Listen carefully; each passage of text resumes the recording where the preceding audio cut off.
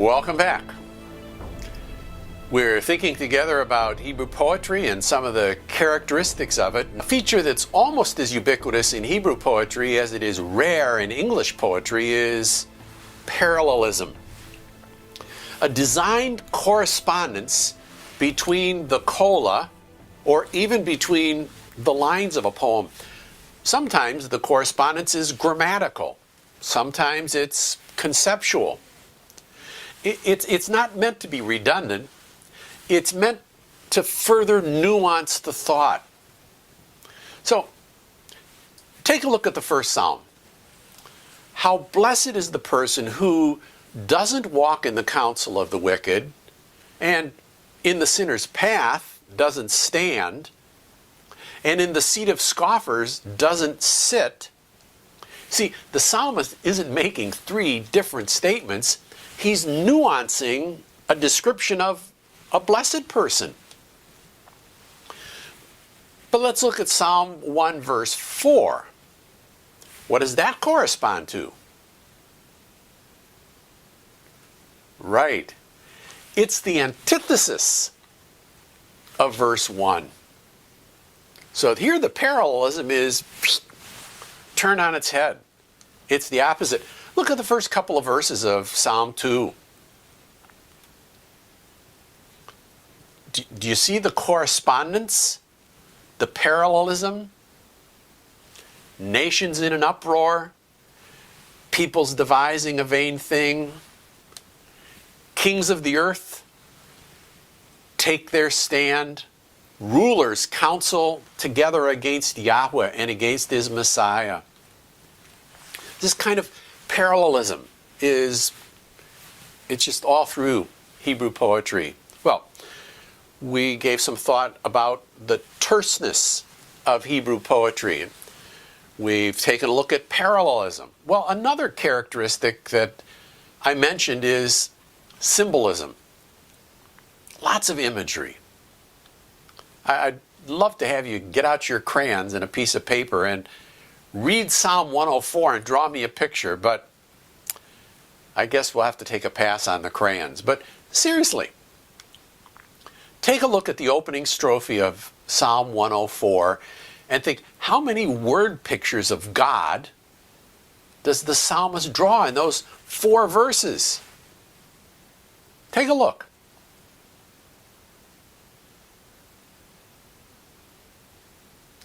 What'd you find? 8? Just peppered with them. Well, another characteristic I mentioned was that poetry is emotive. And this use of imagery is one of the main devices that the poet uses to evoke the feelings and the emotions of his audience. I think one of the challenges for 21st century readers in the West and probably elsewhere is our propensity to read our images into the author's composition. For example, the majority population in North America is urban. The economy is predominantly information service with manufacturing, agriculture trailing. But the setting of the Bible is pastoral agrarian. I mean, there's a significant contrast between family structure in the 21st century in North America and in the first millennium or the second millennium in the ancient Near East. So, to illustrate, if you asked your congregation to close their eyes and envision green pastures and still waters, what would they describe? I put it to you that the vast majority of those folks would have no clue how far off base they are from the imagery of the author and the first audience of the 23rd Psalm. Because those folks live in a climate where they essentially have 2 seasons. The rainy season and a 5-month-long dry season. And they live in a land where arable land is really at a premium. and arable land is off limits to flocks and herds. So what does that mean if I'm a herdsman? It means I've got to take my flocks, my herds into the wilderness.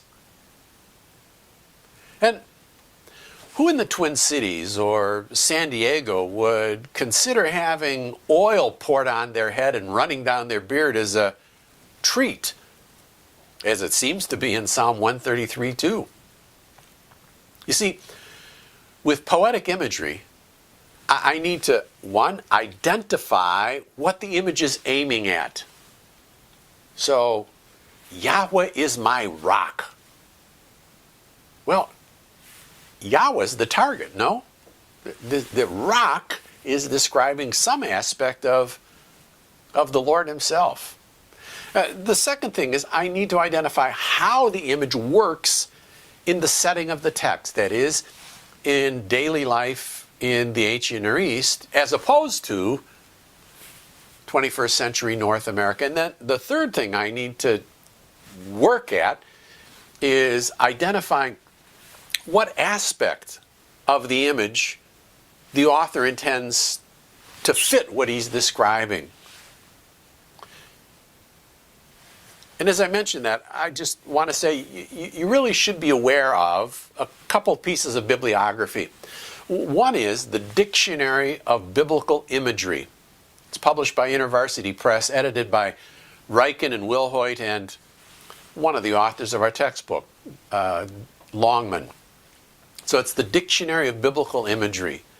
And the other is Othmar Kiel's Symbolism of the Biblical World. Great resources for understanding symbolism as it was meant and as it was understood in the first instance. Then, let me make a comment about the appearance of myth. It's incontrovertible that myth played a substantial role in ancient Near Eastern thought and literature. And the Hebrew Bible is set in the ancient Near East. So, what am I to make of the mythical sea monster Leviathan showing up in Psalm 74 and 104 and Job 41, Isaiah 27? Well, let me offer a, I hope, helpful piece of bibliography for the margin of your notes. And that's a book written by Luis Alonso Schökel. That's S-C-H-O with an umlaut, K-E-L. And it's called The Manual of Hebrew Poetics.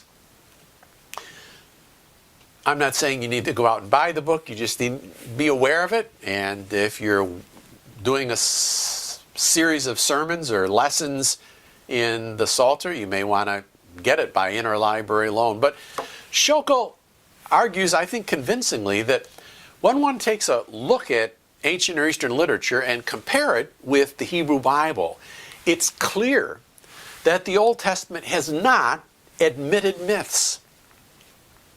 Neither the religious background, nor the intention, nor the development permit us to identify the biblical stories as myths.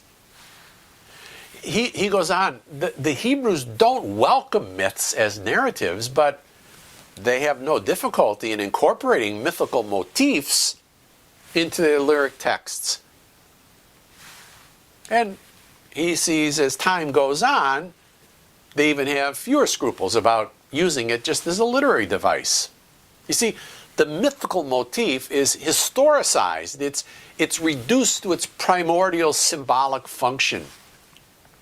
So, in the Bible, a very frequent motif is the struggle of God with chaos. Genesis 1, in the beginning God created the heavens and the earth, but the earth was without form, and it was void. It was shapeless, and it was empty. And God then imposes order on the world. So, Schökel uses the label mythopoeic, M-Y-T-H-O-P-O-E-I-C, mythopoeic imagery. And I think that's a convincing conclusion as to how the biblical writers use images from the surrounding culture. Think about it. We'll see you in a bit.